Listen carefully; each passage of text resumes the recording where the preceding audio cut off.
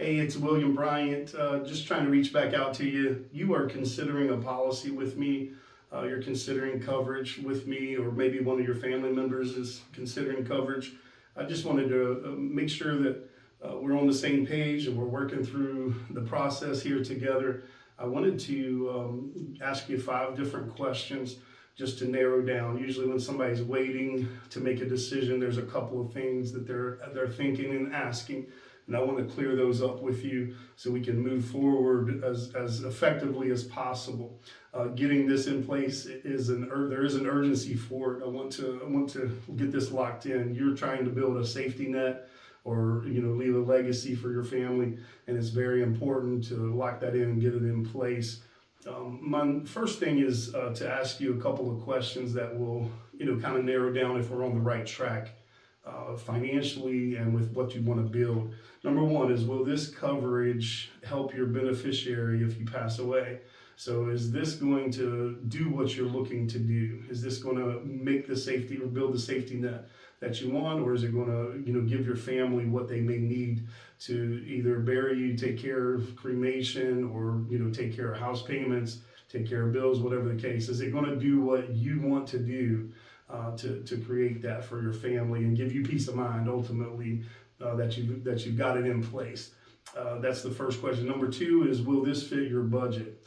Is this able to be fit in there without stress? If something happens, is it gonna match up for you? You may be well off financially. If that's the case, you're leveraging your money to make a better outcome for your family. You're leveraging your money and putting yourself in a good position down the road to build wealth, or to have a benefit there, a death benefit if ever needed. If you're running tight financially, it may be you're just getting the least amount to get in place that you have to have for your family. If that's the case, I want to make sure it fits your budget. If you're not saving a little bit of money, or you're not able to fit it in your budget, we may need to stop here. We may need to push it off until later, unfortunately. But if you can pay the price to make this to make this happen, if you can cut a couple things or get a consolidation loan to put this in place, get a consolidation loan to wipe out some bills to be able to pay the premium here that's needed, whatever the case, if you can get that situation worked out to make sure this policy is locked in for you, it's definitely worth the effort. And it will, of course, benefit you down the road, benefit your family down the road if you make that move immediately. Number three is, do you trust the company that I gave you? As stated in our conversations, I only work with the companies that have been in business for almost 100 years. I only work with the companies that are A-rated. So these companies pay out when something happens. They help families. They pay out the beneficiary. Once your beneficiary is locked in, once the death certificate or whatever the case is there, it's taken care of. These companies do not, they don't mess around. They take care of their clients because it's their reputation on the line, and the client's family's in the greatest need ever at that time. So they don't play with that. So the companies that I gave you, or the company that I gave you, you can look them up. You can look at their reviews, and also you can check their reputation. They are all A-rated that I work with. So number four, do you trust me? Just a couple additional things I may not have shared. My dad, he didn't have a policy that he thought he had. This policy did not come together for us whenever my dad passed. He thought he had one, but he was sick and his policy had lapsed with his job. So he had been sick for several months. That policy lapsed. My family, I had little guys at that time. My sisters, we all had children, and we were trying to pull together for my dad to give him something where we weren't even happy about what we were able to pull together, because it was limited in our finances, and it put us in a jam financially, all of us. So I was moved by that. I said, man, I don't want this to happen to anybody else that I know. And that began to cause me to start looking into, I was doing other insurance at the time, and I'm in ministry, so I was doing a couple of different things, but life insurance got my heart, and I have served families ever since in this capacity. So also I'm fingerprinted every year. I'm licensed. I have to renew my license every year.